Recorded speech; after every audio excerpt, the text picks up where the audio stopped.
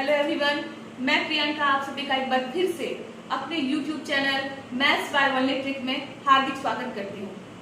दोस्तों, पिछले वीडियो में हमने जीन पियाजे साहब का संज्ञानात्मक विकास का सिद्धांत पढ़ा था, जिसमें हमने उनकी 3 अवस्थाएं देखी थी जो कि बहुत महत्वपूर्ण है। आज हम पढ़ेंगे कोहलबर्ग के नैतिक विकास का सिद्धांत। हम पढ़ेंगे कि उन्होंने 3 अवस्थाएं दी, जीन पियाजे साहब ने 4 अवस्थाएं दी थी। हम पढ़ेंगे आज कोहलबर्ग साहब के बारे में, जिन्होंने 3 अवस्थाएं दी और फिर उन 3 अवस्थाओं को उन्होंने 2-2 चरण में बांटा। दोस्तों, इससे क्वेश्चन रहते हैं, इस सिद्धांत से भी जब भी हम टेट एग्जाम देंगे तो हम देखेंगे कि इससे भी क्वेश्चन कंसेप्ट पर और कभी कभी डायरेक्टली, मतलब कि उससे डायरेक्ट क्वेश्चन भी रहते हैं। तो आइए आज हम पढ़ते हैं कोहलबर्ग के नैतिक विकास का सिद्धांत।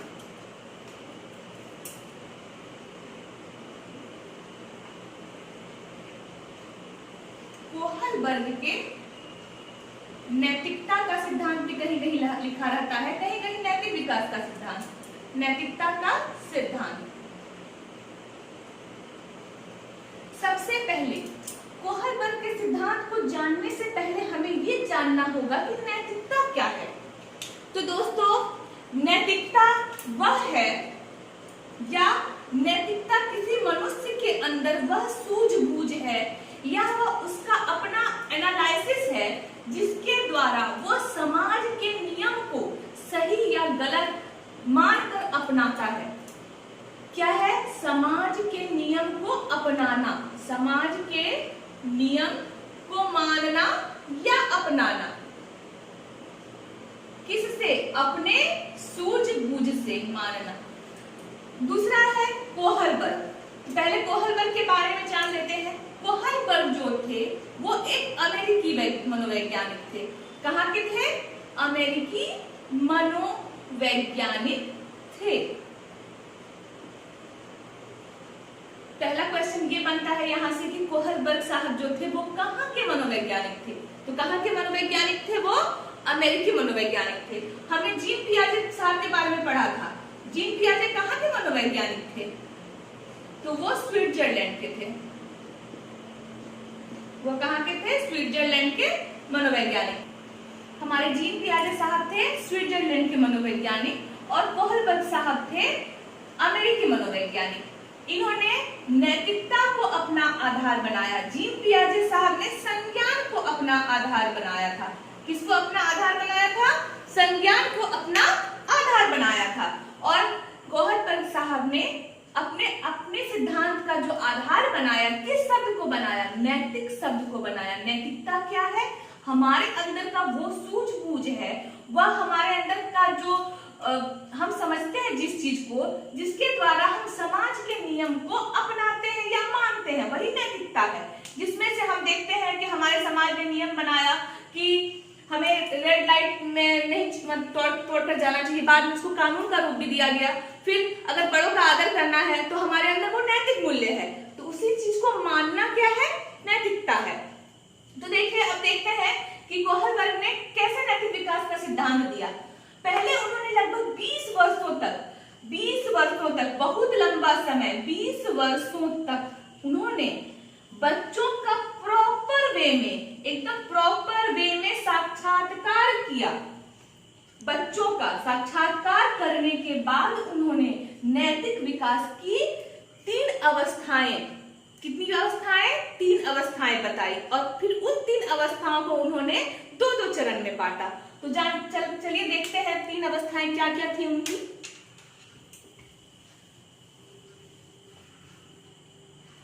नैतिक विकास का सिद्धांत 3 अवस्थाएं, 3 अवस्थाएं और चरण में 4 हो जाएगा। इसको बोलते हैं पूर्व पारंपरागत नैतिकता। इसका एज होता है 4 से 10 वर्ष तक। कितना एज होता है? 4 से 10 वर्ष तक। दूसरा है पारंपरागत नैतिकता।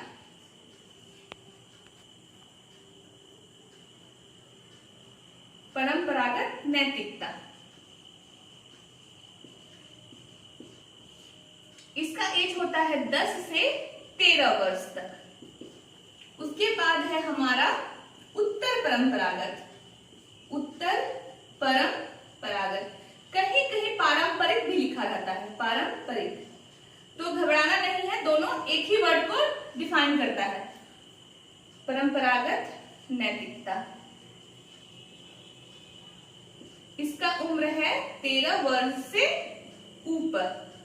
अब हमने पिछले जो जीन पियाजे साहब का सिद्धांत देखा था, उसमें हमने देखा था कि उनकी 4 अवस्थाएं थी। 4 अवस्था में पहली जो थी वो संवेदीय पेशी 0 वर्ष से शुरू हो जाती थी। तो आपके मन में ये सवाल आया होगा कि कोहलबर्ग ने इसको 0 वर्ष से क्यों नहीं लिया? क्योंकि दोस्तों 0 वर्ष में जब बच्चा जन्म लेता है तो उसके अंतर्गत नैतिक विकास कहां से होगा? वो बच्चा नैतिक होता है ना कि अनैतिक। क्या होता है? जन्म के समय बच्चा ना तो नैतिक होता है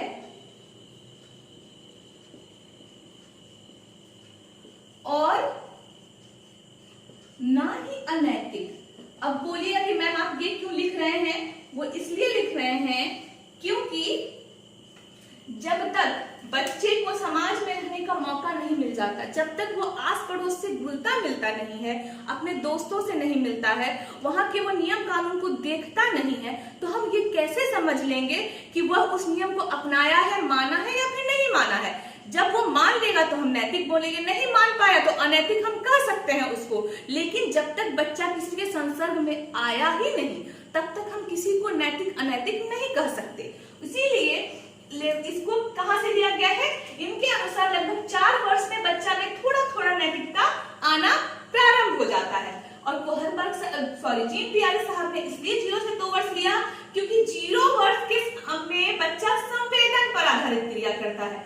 किस पर आधारित क्रिया करता है? संवेदन पर आधारित। तो संवेदना तो बच्चे का जन्म के साथ ही शुरू हो जाता है, लेकिन नैतिकता जो है वो 4 वर्ष से कोहलबर्ग के अनुसार शुरू होता है। तो इसको हम लोग बोलते हैं प्री कन्वेंशनल स्टेज, इसको हम लोग कन्वेंशनल स्टेज बोलते हैं।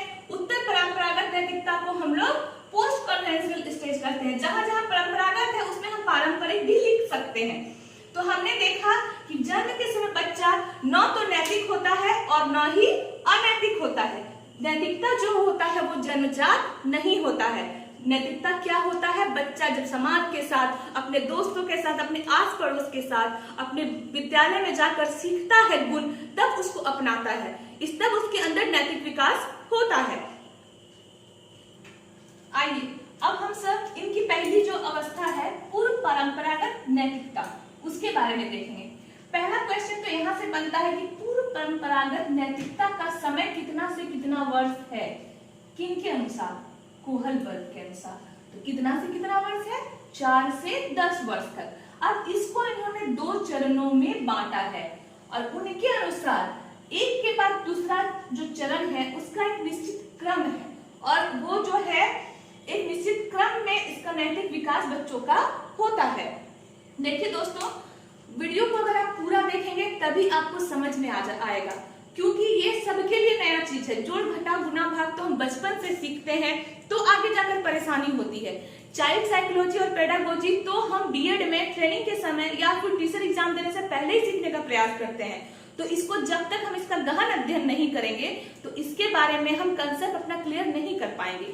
इसलिए प्लीज वीडियो को बिना स्किप किए देखें और पूरा वीडियो देखें, और अगर पसंद आए तो लाइक और सब्सक्राइब बिल्कुल करें और बेल आइकन को जरूर दबाएं, जिससे कि मैं जो भी अगला अपना वीडियो आपको दूंगी वो आप तो आसानी से आपको उपलब्ध हो जाएगा। या फिर अगर आपको वो नहीं कर पाते हैं तो फिर आप जाकर डायरेक्टली खोज सकते हैं यूट्यूब में। हमारे यूट्यूब चैनल का नाम है मैथ्स बाय वनली ट्रिक। इसमें आप जाकर खोजेंगे तो आपको मेरा जितना भी क्लास दिया हुआ है सब आपको मिल जाएगा। और बिना स्किप किए इसको जरूर देखें और दोस्तों के साथ शेयर करिएगा, तो आपके दोस्त भी इसका फायदा जरूर उठा सकेंगे। तो आइए देखते हैं। इन्होंने पूर्व परंपरागत नैतिकता को 2 अवस्था में बांटा, आज्ञा एवं दंड। पहला था चरण 1 आज्ञा एवं दंड और दूसरा था चरण 2 अहंकार की अवस्था। तो अब देखिए कि आज्ञा एवं दंड क्या है। अब देखिए, जब छोटा बच्चा है, मान के चलते 4 वर्ष का बच्चा है, तो उस बच्चे में नैतिकता मतलब कोई भी काम अच्छा या खराब कब होगा? जब या तो उसको दंड मिलेगा या पुरस्कार मिलेगा। अगर बच्चा कोई अच्छा काम करेगा और अगर हम उसको एक चॉकलेट देकर भी पुरस्कृत करेंगे, पुरस्कार के रूप में अगर सिर्फ हम उसको एक कलम ही दे दीजिए, छोटा बच्चा को खिलौने के रूप में कलम, अच्छा वाला कोई कलम दे देते हैं, तो क्या होगा, उस चीज को वो अच्छा मानेगा। पुरस्कार दिए तो वो काम क्या हो गया, अच्छा हो गया ये काम। लेकिन दूसरा काम, वही काम वो करता है कुछ और, अब आप उसको देते हैं दंड। मान लीजिए आप उसको मारे पीटे या फिर उठक बैठक लगवा दिए, तो अब इस काम को क्या बोलेगा वो, ये काम गलत है। मतलब कि अब नैतिक विकास कैसे हो रहा है, पुरस्कार और दंड स्वरूप उसमें नैतिक विकास हो रहा है। जिस काम को करने से उसको पुरस्कृत किया गया है, उस काम को वो अच्छा समझ के आगे उसी काम को दोहराएगा। और जिस काम के लिए उसको दंड मिला है, माता पिता, अभिभावक या दादा दादी या जो भी घर के सदस्य हैं, अगर उन्होंने दंडित किया है उस काम के लिए उसको, जो उसने किया, तो उस काम को दोबारा वो नहीं करेगा। मतलब अपने नैतिक मूल्य में उसको शामिल कर लेगा कि जिस काम को करने से पुरस्कार मिला वो काम सही है और जिसको करने से दंड मिला वो काम गलत है। इसी प्रकार हम देखते हैं आज्ञा। अगर आज्ञा भी बच्चा अपने गार्जियन का नहीं मानता है तो उसको भी दंड मिलता है, तो क्या करेगा, वो आज्ञा को भी बच्चा मानेगा। इसका मतलब इस अवस्था हम देखते हैं पूर्व परंपरागत नैतिकता के पहले चरण में हम देखते हैं कि बच्चा का जो नैतिक मूल्य है वो दूसरों के ऊपर डिपेंड है। मतलब कि वो उसका स्वविवेक उस समय काम नहीं करता क्योंकि बच्चा छोटा है, उसमें उसका नैतिकता का विकास स्टार्ट हो जाता है। लेकिन वो जो नैतिक विकास हो रहा होता है वो दूसरों के ही मानदंड पर निर्भर करता है, दूसरों के अनुसार जो सही है वही नैतिक मूल्य है। चलिए अब इसका दूसरा चरण देखते हैं, अहंकार की भावना। अहंकार मतलब ईगो। अब यहाँ पर छोटे बच्चे में ईगो कैसा होगा आप देखिए, तो ये स्वार्थ पूर्ति वाला ईगो है, वह स्वार्थ पूर्ति वाला ईगो उसके अंदर आता है। मतलब कि बच्चा के अंदर ऐसा ये अवस्था है कि बच्चा का अपना स्वार्थ पूर्ति जिस काम से होगा उसके लिए वही सही है और वही नैतिकता है उसके लिए। अगर उसको भूख लगी है तो वो चोरी करके भी कुछ खा लेता है, लेकिन और क्या समझता है कि हम ये काम सही किए हैं। और अगर माता पिता उससे पूछते हैं कि क्या तुमने चोरी किया, तो उसने कहता है नहीं किया, क्योंकि उसके नजर में वही सही है, क्योंकि उसका उद्देश्य का पूर्ति किससे हो रहा है, चोरी करने से हो रहा है। इसका मतलब ये अवस्था जो है उसका स्वार्थ पूर्ति की अवस्था। आपसे क्वेश्चन पूछा जाएगा कि नैतिक विकास के किस चरण में बच्चा स्वार्थ पूर्ति की भावना रखता है, तो अहंकार की अवस्था, या फिर पूर्व परंपरागत अगर रहेगा ऑप्शन में तो पूर्व परंपरागत होगा। अगर पूछा जाएगा आज्ञा एवं दंड जो चरण है वो किस अवस्था का है, तो पूर्व परंपरागत अवस्था का है। तो ये सब आपको थोड़ा ध्यान में। आइए अब हम देखते हैं इनका जो अवस्था है वो दूसरी अवस्था, परंपरागत नैतिकता। इसका समय कितना से कितना वर्ष है, 10 से 13 वर्ष तक। इसको क्या कहा जाता है, पारंपरिक नैतिकता भी कहा जाता है, इंग्लिश में कहा जाता है कन्वेंशनल स्टेज। अब देखिए इस अवस्था में बच्चा थोड़ा बड़ा हो गया है, मतलब कि स्कूल में पढ़ने वाला बच्चा अब हो गया है, थोड़े ऊंचे क्लास में पहुंच गया है। अब इसको भी उन्होंने 2 चरणों में बांटा है। पहला चरण है प्रशंसा की अवस्था और दूसरा चरण है सामाजिक व्यवस्था के सम्मान की अवस्था। अब प्रशंसा की अवस्था क्या है, देखिए अब बच्चा, हमने पूर्व पारंपरिक में पढ़ा कि बच्चा जो भी करता है वो या तो इनाम पाने के लिए, पुरस्कार पाने के लिए करता है, दंड पाने के लिए वो कोई काम करना नहीं चाहता। यहाँ पर जो बच्चा, इस अवस्था में जो बच्चा करता है काम, वो करता है प्रशंसा प्राप्त करने के लिए। अगर बच्चे का हम तारीफ करते हैं तो बच्चा मोटिवेट होता है उस काम को करने के लिए, और जिस काम में उसको हम प्रशंसा नहीं मिलता है, उसको क्रिटिसाइज किया जाता है, तो वो काम वो नहीं करता, वो समझता है कि ये काम सही नहीं है। मतलब उसके अंदर जो नैतिक विकास हो रहा है वो अब किस पे निर्भर करता है, दूसरों के मानदंड पर। कब, जब कोई प्रशंसा करेगा। मतलब कि अब प्रशंसा और क्रिटिसिज्म पर उसका नैतिक विकास का जो मूल्य है, नैतिक विकास, वो डिपेंड करने लगता है। इसी प्रकार जो दूसरा चरण है सामाजिक व्यवस्था का सम्मान, मतलब कि समाज ने जो नियम बनाए उस व्यवस्था का वो सम्मान करता है, भली भांति सम्मान, पूरी तरीके से सम्मान करता है, और साथ में यह सोचता है कि हम समाज के देखा कि इस अवस्था में बच्चा प्रशंसा पाने के लिए काम करता है, और समाज के साथ भी जो समाज के द्वारा बनाए गए नियम है उसको भी वो इसलिए मानता है क्योंकि वो समाज के नजर में अच्छा बनना चाहता है। हम इस अवस्था को प्रशंसा की अवस्था भी कर सकते हैं। अगर आपको मिलेगा क्वेश्चन में कि परंपरागत नैतिकता का समय कहां से कहां तक है, तो आप 10 से 13 मारेंगे। अगर आपको मिलेगा कि प्रशंसा की अवस्था कोहलबर्ग ने किस अवस्था में माना, तो परंपरागत नैतिकता के अंदर यही चरण, उन्हीं का दिया हुआ ये चरण है प्रशंसा की अवस्था। बच्चा जो भी काम घर में बाहर में करता है, इस विद्यालय में शिक्षकों से प्रशंसा प्राप्त करने के लिए, इसी प्रकार समाज में अपने आस पड़ोस का प्रशंसा प्राप्त करने के लिए वो काम करता है। और समाज जो नियम बनाता है वो नियम उसको मान्य होता है, वो मानता है उस नियम को। तो हमने पहले और दूसरे स्टेज दोनों अवस्था में यही देखा कि बच्चे का जो नैतिक विकास का जो नैतिक मूल्य है, उसका विकास दूसरों के मानदंड पर है। अभी हम पढ़ेंगे जो उत्तर पारंपरिक अवस्था, उसमें हम देखेंगे कि बच्चा अब स्वविवेक, स्वचिंतन से अब समझेगा कि ये नैतिक मूल्य सही है या नहीं है। आइए अब हम कोहलबर्ग की अंतिम अवस्था जो थी, उनकी नैतिकता के सिद्धांत की अंतिम अवस्था, उत्तर परंपरागत नैतिकता, जिसका समय है 13 वर्ष से ऊपर, यानी कि बच्चा का अब नैतिक विकास अधिक चरम सीमा तक पहुंच चुका है। अब इसको कहा जाता है पोस्ट कन्वेंशनल स्टेज बी या उत्तर पारंपरिक अवस्था। उत्तर पारंपरिक अवस्था भी इसको कहा जाता है। इस अवस्था को भी उन्होंने दो चरणों में बांटा है। चरण 1 है समाज के साथ संबंध।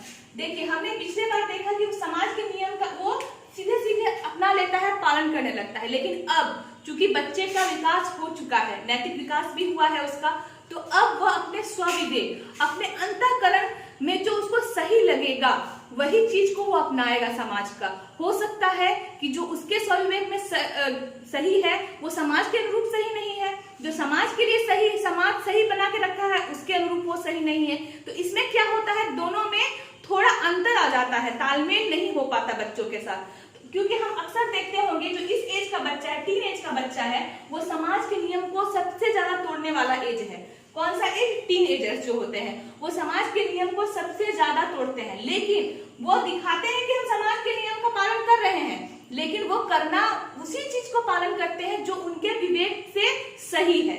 और दूसरा अवस्था है, इनका चरण है सार्वभौमिक संबंध। अब क्या है बच्चे में कि वह नैतिकता का जो है प्रगाढ़ संबंध वो बनाना चाहता है, किससे? समाज से। अंतिम चरण में नैतिक विकास का अंतिम चरण कोहलबर्ग साहब का, वो क्या चाहता है कि समाज के साथ उसका प्रगाढ़ संबंध बने। वह जो सार्वभौमिक संबंध इसी को कहा गया है इसमें, वह इस अवस्था में अपने मन का राजा होता है। कौन? बच्चा अपने मन से काम करता है, क्योंकि इस समय उसका नैतिक विकास जो है पूरी तरह हो चुका है। हमने पढ़ा पहला अवस्था पूर्व पारंपरिक में कि बच्चा का नैतिक जो विकास है, नैतिकता जो उसके अंदर है, वह दूसरे पर निर्भर कर रहा है, माता पिता, अभिभावक या अपने आस पड़ोस के लोगों पर। दूसरी अवस्था भी जो कि परंपरागत है या फिर पारंपरिक अवस्था है, उसमें भी बच्चा प्रशंसा पाने के लिए, क्रिटिसिज्म से बचने के लिए अपने उस नैतिकता को अपनाता है। लेकिन तीसरी अवस्था में नैतिकता जो है वो बच्चा का स्वविवेक पर निर्भर करता है, अपने अंतःकरण से उसको जो सही लगता है वही काम वो करता है। तो हमने देखा कि कोहलबर्ग के नैतिकता के सिद्धांत की 3 अवस्थाएं हैं और तीनों अवस्था को उन्होंने फिर 2 चरणों में बांटा है। तो हम कह सकते हैं कि कोहलबर्ग के नैतिकता के जो सिद्धांत है उसका चरण कितना हो जाएगा? 3 चरण है। लेकिन कहीं कहीं अगर ऑप्शन 6 है तो हम 6 भी सही लगाएंगे, और उपचरण अगर कहा गया तो सीधा सीधी ये उपचरण 6 ही होगा। उम्मीद करती हूँ कि आपको ये क्लास बहुत पसंद आया होगा और आप समझे होंगे कोहलबर्ग के नैतिक विकास के सिद्धांत को। अगर ये वीडियो आपको पसंद आया हो तो लाइक एंड सब्सक्राइब जरूर करिएगा और बेल आइकन को जरूर दबाइएगा। धन्यवाद।